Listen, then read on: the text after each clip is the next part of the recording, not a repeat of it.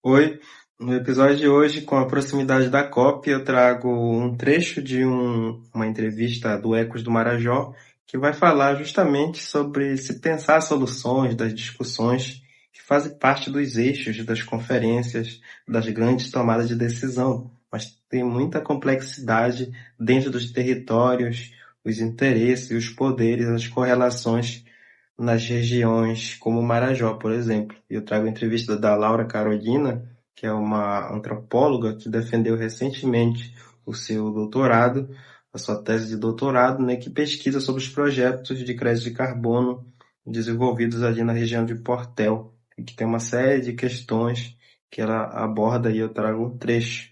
E aí te convido também para assistir, escutar o episódio completo.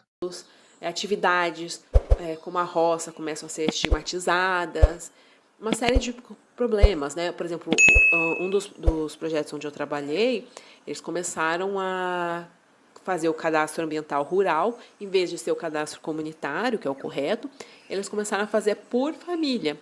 E isso aí cria um grande problema, porque eles começaram a fazer selecionar por família uma quantidade de hectare que não era a quantidade correta, né? Então deixando essas famílias com menos hectares e que nem correspondia à necessidade dessas famílias. Então a gente percebe ali que foi picotando aquele espaço e deixando as famílias muito vulneráveis territorialmente. E também, por exemplo, essas famílias, essas comunidades, elas estavam lutando por títulos comunitários, como as PAECs, né? Então, esses projetos, eles queriam finalizar esses títulos comunitários, né? Porque não era interessante para o projeto de carbono, nesse caso, que esses títulos comunitários existissem, porque as comunidades iam estar mais fortes politicamente, elas iam poder se defender melhor. Isso não é interessante para esses projetos de carbono, porque eles se valem da vulnerabilidade, eles precisam do controle, tanto das pessoas, quanto da prática das pessoas, quanto do território. E um quarto pilar comum a todos esses projetos de carbono, não só os que eu trabalhei e estudei, mas a todos os projetos de carbono, né, que eu venho pesquisando, o quarto pilar é um controle sobre a natureza, sobre a ideia da natureza, né? A relação que esses projetos de carbono têm com a natureza, esses agentes do carbono têm com a natureza, é muito diferente de quem de fato vive a natureza.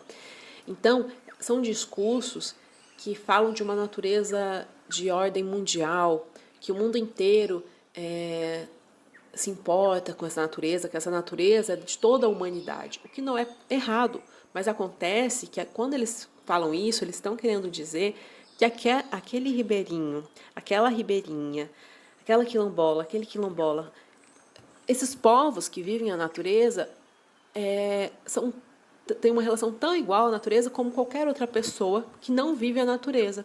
E por que isso é perigoso? Porque eles querem mudar a perspectiva desses povos em relação à natureza. Eles querem que a relação, a visão, o vínculo, a história desses povos com a natureza seja diferente. Siga a normativa deles, sigam o que eles entendem por natureza. E aí a gente vai percebendo que o que eles propõem, na verdade, é o que eu chamo de florestas esvaziadas, que são florestas que perdem o seu sentido. Elas só existem para produzir projetos de carbono.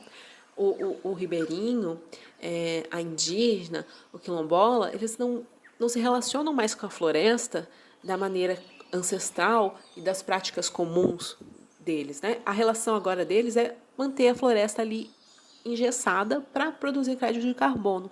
E qual é o problema disso? Que essas florestas se esvaziam dos seus sentidos, né? Vai se perdendo toda a riqueza da relação desse modo de vida junto com a natureza, que a gente percebe que é um modo de vida que de fato protege a natureza. Então, qual é esse grande problema aqui que a gente vê entre esses agentes, esses projetos de carbono e as comunidades? É que eles estão tratando de lugares diferentes, eles tratam a natureza de forma diferente.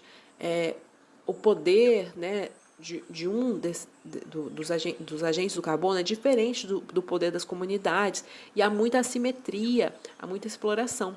Então, essa é a principal questão hoje que a gente percebe sobre esses projetos de carbono. Se tu curtiu esse trecho, deixa o teu like e se inscreva no canal para fortalecer aqui o nosso canal de cortes. Um abraço.